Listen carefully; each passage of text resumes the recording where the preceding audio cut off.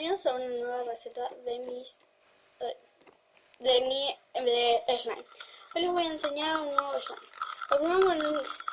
Lo primero que van a necesitar va a ser detergente que no le funcione y segundo, un poquitito de azúcar. Bueno, yo ya le agregué todo eso.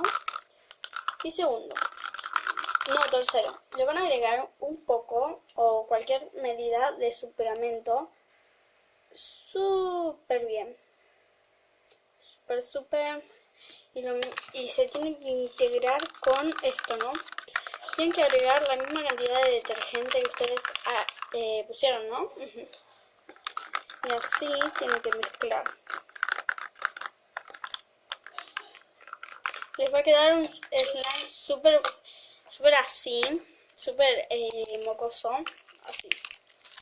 Este es el mismo slime que voy a enseñar a hacer, pero con otro color, porque yo acá le puse colorante. Bueno, témpera, digamos.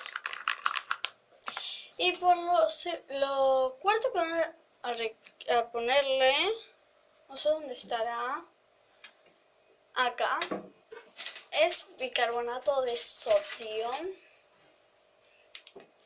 Muy poquitín.